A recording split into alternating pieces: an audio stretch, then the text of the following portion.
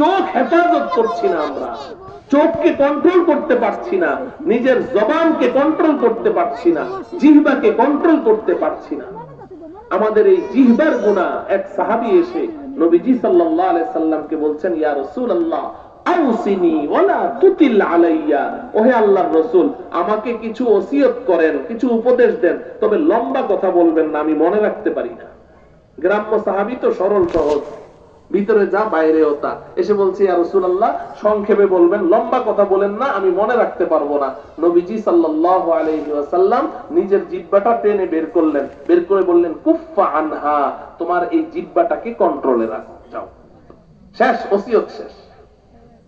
এই জিহ্বা দিয়ে আমরা কত গুনাহ করি, কত গুনাহ করি, জিহ্বা দিয়ে কত গুনাহ করি। জিহ্বার শক্তি আমার প্রিয় ভাইয়েরা এত বেশি, এত বেশি। এই জিহ্বাটা আপনি নাড়া দেন, আপনি ইমানদার মুসলমান হয়ে যাবেন। আবার জিহ্বাটা নাড়েন, আপনি কাফের হয়ে যাবেন। আপনি যদি জিহ্বা দিয়ে বলেন লা ইলাহা ইল্লাল্লাহ মুহাম্মাদুর রাসূলুল্লাহ, আপনি ইমানদার। আর জিহ্বাটা নেড়ে বলেন আমি আল্লাহ বলে কাউকে মানি না, সাথে সাথে আপনি কাফের হয়ে যাবেন। জিহ্বার নড়া, জিহ্বার কত পাওয়ার। আপনি এই জিহ্বাটা নেড়ে আপনি একজন মহিলাকে আপনি হালাল করতে পারেন, জিহ্বাটা নাড়া দিয়ে একটা মহিলাকে হারাম করে ফেলতে পারেন। আপনাকে শুধু বলা হলো যে এই মহিলা এত টাকা মোহরানার বিনিময়ে তোমার বিবাহে দিলাম, তুমি শুধু বললা আমি কবুল করলাম, জিহ্বাটা একটু নাড়া দিয়েছো। যে এই মহিলাটার দিকে তাকানো হারাম ছিল, এখন এই মহিলার পুরা দেহ আল্লাহ তোমার জন্য হালাল করে দিয়েছেন। আবার তোমার রাগ উঠলো, তুমি বললা 1 2 3 যা, তাহলে জিহ্বাটা নাড়া দিলা, এই মহিলা তোমার জন্য হারাম হয়ে গেল। জিহ্বার শক্তি কত বেশি।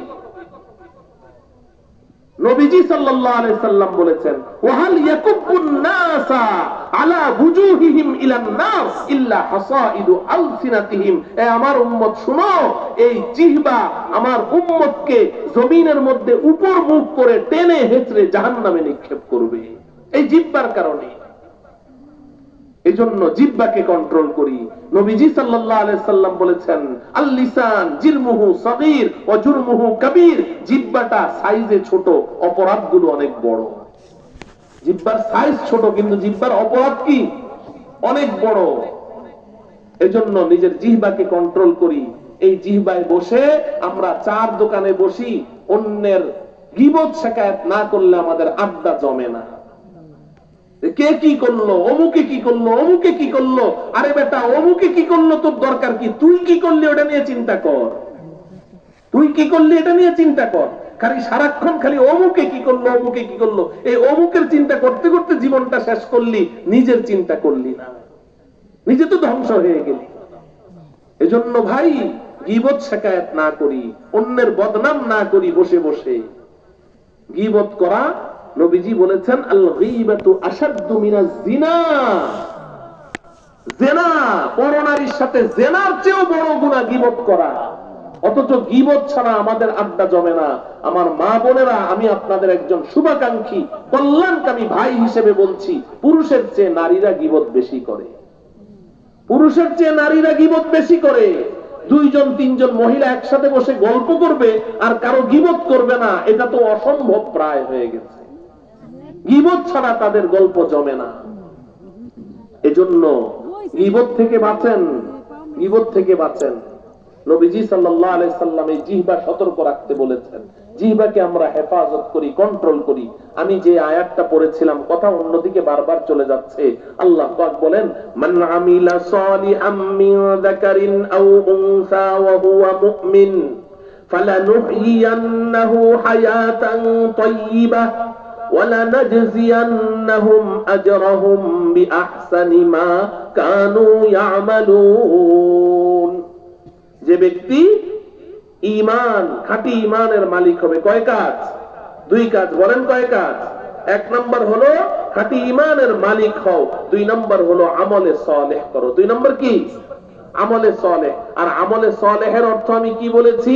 নেকির কাজ করব, গুনার কাজ ছাড়বো। গুনার কাজ কেন ছাড়তে হবে? কারণ গুনার কাজ না ছাড়লে আমার নেকি গুনাহ কি থাকবে না, জমা থাকবে না। আমি এটার একটা উদাহরণ দিই। 2 বন্ধু মাছ মারতে গেছে। এখন মাছ মেরে মাছগুলো যেই পাত্রে রাখে, ওটাকে আপনাদের দেশে কি বলে? খালই। তো এখন 2 জনের কাছে 2টা খালই আছে। এখন এক বন্ধু ও খালি বর্ষি ফালায় আর মাছ উঠে, বর্ষি ফালায় আর মাছ উঠে। আরেক বন্ধু বর্ষি ফেলে রেখেছে, মাছের কোনো খোঁজ খবর নাই। আধা ঘন্টা পরে হয়তো একটা ছোট মাত্র পুটি টুটি একটা পায়, কিন্তু এ বড় বড় মাছ পায়। এখন যেই বন্ধুই যে ঘন ঘন মাছ উঠাচ্ছে, ও যে খালুর মধ্যে মাছটা রেখেছে, খালুর নিচে এত বড় একটা ছিদ্রি, এত বড় একটা ছিদ্রি। আর যেই বন্ধু ওই অল্প অল্প মাঝে মধ্যে এক দুইটা মাছ পায়, সারাদিনে হয়তো 5-6টা মাছ পেয়েছে, ওর আবার খালুর মধ্যে কোনো ছিদ্রি টিদ্রি নাই। এবার বলেন তো, সন্ধ্যাবেলা যখন বাড়িতে গেল, যেই বন্ধু এতগুলো মাছ পাইলো, তার খালুর মধ্যে মাছ আছে কয়টা? একটাও নাই। ঠিক কথা বলছেন। আর যেই বন্ধু মাত্র 5-7টা মাছ পেয়েছে, ওর খালুর মধ্যে মাছ সবগুলাই আছে। এতটুকু কথা মাথায় রাখেন। এটা যদি বুঝে আসে, তাইলে এবার শুনেন যে গুনাহ যখন করবে, তো তোমার নেকি রাখার যে খালুইটা, ওটার নিচে ছিদ্রি হয়ে যাবে, নিচের খালুইটা ছিদ্রি হয়ে যাবে। এবার তুমি যত নেক আমল করছো, রাখছো তো ঠিক, কিন্তু খালুইর নিচ দিয়ে পড়ে যায়। এই কথাটা নবীজি বলেছেন, রুব্বা কাসিয়াতিন ফিদ দুনিয়া আরিয়াতুন ফিল আখিরাহ। অনেক আমল করেছে, হাসরের ময়দানে গিয়ে দেখবে নেকির খালুই নিচে ছিদ্রি নাই। আল্লাহ আমার এটি গেল কই? ওই যে তুই গুনাহগুলা করেছিস, ওই গুনাহ তোর নেকিগুলোকে ধ্বংস করে দিয়েছে। এজন্য আমি আমার নেক আমলগুলোকে যদি হেফাজত করতে চাই, এগুলোকে সংরক্ষণ করতে চাই, তাহলে আমার খালুর ছিদ্রি বন্ধ করতে হবে। আর খালুর ছিদ্রি বন্ধ হবে গুনাহ ছেড়ে দেওয়ার মাধ্যমে। কথা পরিষ্কার? তো আল্লাহ বলেন, ঈমান আনো, আমলে সালেহ করো, দুই কাজ করো। আল্লাহ বলেন আমার দুইটা ওয়াদা, এই দুইটা ওয়াদার কথা বলে আমি কথা ছেড়ে দিচ্ছি। আল্লাহ বলেন, বান্দা, তুমি যে ঈমানের মালিক হয়েছো, তুমি যে নেক আমল, আমলে সালেহ করেছো, তুমি তো পরকালের জন্য করেছো, জান্নাত পাওয়ার জন্য করেছো, আখিরাতের চিরস্থায়ী সুখ ঠিকানার জন্য তুমি করেছো। কিন্তু আমি আল্লাহ বড় মেহেরবান, আমি আল্লাহ আরহামুর রাহিমিন, আমি রহমতের সাগর। আমি তোমার সাথে প্রথম ওয়াদা করছি, দুনিয়াতে আমি আল্লাহ তোমাকে ঠকাবো না। তুমি যদি ঈমানের মালিক হতে পারো, আমলে সালেহ করো, প্রথম ওয়াদা আমি করলাম, ফালা নুহইয়ান্নাহু হায়াতান তাইয়্যিবা, দুনিয়ার জীবনটা আমি তোমাকে সুখ শান্তি আর ইজ্জত সম্মান দিয়ে ভরপুর করে দেব। দুনিয়ার জীবনটা সুখ শান্তি দিয়ে ভরে দেব। এত সুখ বন্ধু আমার যুবক ভাইয়েরা, তুমি করে দেখো, ফিরে এসে দেখো, তুমি 5 ওয়াক্ত নামাজ জামাতের সাথে তাকবীরে উলার সাথে পড়ে দেখো, কত শান্তি, কত শান্তি। গুনাহ থেকে ফিরে আসো, দেখবা এত সুখ, এত শান্তি। এই শান্তি তুমি ঠেলে ঘর থেকে বের করতে পারবা না। এত সুখ, এত সুখ। আল্লাহ ওয়াদা করছে যে আমি দুনিয়ার জীবনটা শান্তি দিয়ে ভরে দেব। হতে পারে তোমার অনেক অভাব থাকবে, হতে পারে তুমি অসুস্থ থাকবা, কোনো সমস্যা নাই, কিন্তু তোমার মনের মধ্যে শান্তি থাকবে, তোমার দিলে শান্তি থাকবে। নবীজি সাল্লাল্লাহু আলাইহি ওয়াসাল্লামের প্রিয় সাহাবী হযরতে ইমরান ইবনে হুসাইন রাদিয়াল্লাহু তাআলা আনহু, উনি মহামারীতে আক্রান্ত হয়েছেন। ওই সময় মহামারী ছিল বিষাক্ত ফোড়া, বগলের নিচে এত বড় ফোড়া হয়েছে। এখন এই ফোড়ার বিষে মানুষের চেহারা নীল হয়ে যায়, ওই ব্যথায় মানুষ মরে যায়। হাজার হাজার মানুষ সব মারা গেছে ওই ফোড়ার ব্যথায়, কিন্তু সৌভাগ্যক্রমে উনি মারা যান নাই। এত ব্যথা, 30 বছর এক কাতের উপরে শুয়ে আছেন, কিন্তু উনি সবসময় খালি মুচকি হাসে। আরে অবাক কাণ্ড, এর ব্যথায় মানুষ সব মারা যায় আর এই লোকটা খালি হাসে। তো সাহাবাই কেরাম, তার সাথীরা জিজ্ঞাসা করলেন, ইমরান, এত বিষাক্ত একটা ফোড়া, যেই ফোড়ার ব্যথায় তোমার চেহারা নীল হয়ে যায়, তুমি খালি হাসো, ব্যাপারটা কি? হযরতে ইমরান ইবনে হুসাইন বলেন যে, দেখো, যখন এই ফোড়াটা আমার হয়েছে, তো আমি ধৈর্য ধারণ করেছি এবং আমি আমার মনকে বলেছি যে আমার আল্লাহ আমার জন্য এটা পছন্দ করেছে, আমাকেও আল্লাহ সৃষ্টি করেছেন, এই ফোড়াটাও আল্লাহই সৃষ্টি করেছেন, আমার কোনো অভিযোগ নাই। আমি আল্লাহকে বলেছি, আল্লাহ, আমি সবর করছি, আমাকে ধৈর্য দাও এবং এর উত্তম বিনিময় তুমি আমাকে দাও। আমি আল্লাহর কাছে এটা চেয়েছি, এই কারণে আল্লাহ আমাকে দুনিয়াতেই এই নিয়ামত দিয়েছেন। সকাল থেকে সন্ধ্যা পর্যন্ত ফেরেশতারা লাইন ধরে দাঁড়িয়ে থাকে আমার সাথে মুসাফা করার জন্য। আমি এখন ফেরেশতাদের দিকে তাকিয়ে কি গোমরামুখী থাকতে পারি? এজন্য সবসময় হাসতে থাকি। এটাকে বলে হলো শান্তি। আপনি হয়তো দেখবেন আল্লাহর ওলি বিছানায় পড়ে আছে, ক্যান্সারে আক্রান্ত। আরে এত বড় আল্লাহর ওলি, উনি বিছানায় পড়ে আছেন কেন? কেন রে ভাই, আমাদের নবীজি মৃত্যুর আগে বিছানায় পড়েন নাই? হ্যাঁ, আম্মাজান হযরতে আয়েশা রাদিয়াল্লাহু তাআলা আনহা বলেন যে কারো মৃত্যুর সময় যদি কষ্ট হইতো তো তার ব্যাপারে আমার ধারণা খারাপ হয়ে যেত, মনে হয় গুনাহ টুনা করেছে, না এত কষ্ট পায় কেন। কিন্তু যখন নবীজির মৃত্যুর আগে কষ্ট দেখলাম তো আমার অন্তর থেকে এই ধারণা দূর হয়ে গেছে। আমি তওবা করলাম যে না, আল্লাহর ওলিদেরকেও আল্লাহ পাক কিছু কষ্ট দিয়ে তার সগীরা ছোট্ট ছোট্ট গুনাহগুলোকে ক্ষমা করিয়ে তাকে ফ্রেশ করে জান্নাতের উঁচু মাকামে আল্লাহ তাআলা নিয়ে যান। এজন্য বাহ্যত দৃষ্টিতে হতে পারে তুমি তাকে বিপদগ্রস্ত দেখছো, অসুস্থ দেখছো, অভাবী দেখছো, কিন্তু দেখবে তার সুখ আর সুখের কোনো শেষ নাই।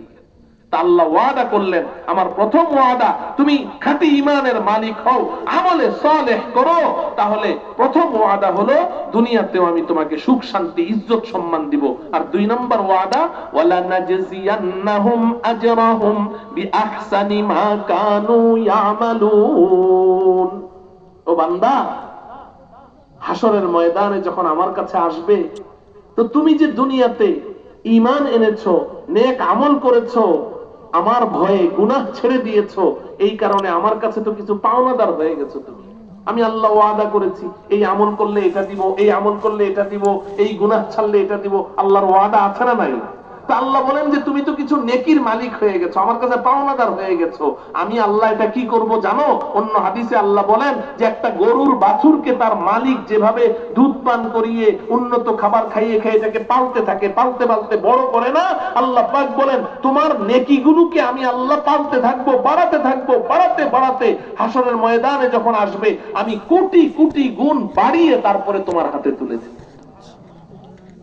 আল্লাহ রাব্বুল আলামিন এই কথাগুলোর উপর আমল করে আমাদেরকে দুনিয়ার সুখ শান্তি এবং ইজ্জত ও সম্মান এবং আখিরাতের সুখ শান্তির মালিক হওয়ার তৌফিক দান করুন। ওয়া সাল্লাল্লাহু তাআলা আলা সাইয়্যিদিনা মুহাম্মদ ওয়া আলা আলিহি ওয়া আসহাবিহি আজমাইন। আসসালামু আলাইকুম ওয়া রাহমাতুল্লাহি ওয়া বারাকাতুহু। এখন মুনাজাত হয়ে যাবে। তো আলহামদুলিল্লাহ যে কয়জন মানুষই আপনারা এসেছেন আমার কোনো প্রভাব পড়ে না। 1 লাখ মানুষের সামনে যেভাবে কথা বলতে পারি একজন মানুষের সামনে আমি এভাবে কথা বলতে পারি, আমার কোনো সমস্যা নেই। এখন আপনারা যারা এসেছেন আলহামদুলিল্লাহ আপনারা সৌভাগ্যবান। অনেক মানুষ, হাজার হাজার মানুষ জানে আজকে মাহফিল হবে, কিন্তু সবাইকে আল্লাহ তাআলা গ্রিন কার্ড দেয় নাই। যাদেরকে আল্লাহ কার্ড দিয়েছেন শুধু তারাই আসতে পেরেছে। কথা বিশ্বাস হয়? হাদিসের কথা বললাম। এখনই রুমালটা নিয়েন না, আমাকে একটু কথা বলতে দেন, বসেন একটু। তো আমরা এখানে এসেছি আমাদের নিজেদের শক্তিতে আসি নাই, আল্লাহ এনেছেন। আলহামদুলিল্লাহ বলেন, আল্লাহ এনেছেন। আমার যুবক ভাই বিশ্বাস করো, তোমার জীবনে কোনো একটা নেক আমল আছে, আল্লাহ পছন্দ করেছেন, তোমাকে নিয়ে এসেছেন। তোমার মতো আরো বন্ধুরা তো আসতে পারলো না। তুমি কেন এসেছো? কে এনেছে বলেন? আল্লাহ এনেছেন। আল্লাহ আমাদেরকে পছন্দ করে এনেছেন।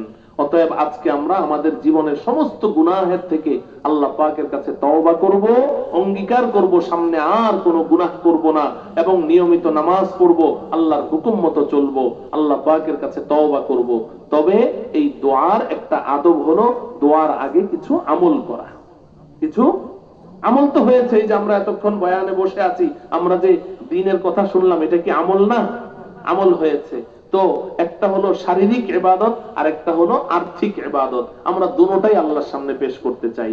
তো এখানে আপনারা যারা আছেন, আমাদের হাটহাজারীর হযরত আমিরে হেফাজত, আমার শাইখ ও মুর্শিদ, আমার পীর হযরত মাওলানা মুফতি আহমদ শফি রহমতুল্লাহি আলাইহি, আহমদ শফি রহমতুল্লাহ আলাইহি, হাটহাজারী মাদ্রাসা একটা বিল্ডিং হবে, 10 কোটি টাকা লাগবে। এখন উনি বলতেন ছাত্রদের কাছ থেকে চাঁদা উঠাও, 10 টাকা 20 টাকা। তো হুজুররা বলতেন 10-20 টাকা চাঁদা উঠালে কয় টাকা হবে? বলে যে এই টাকা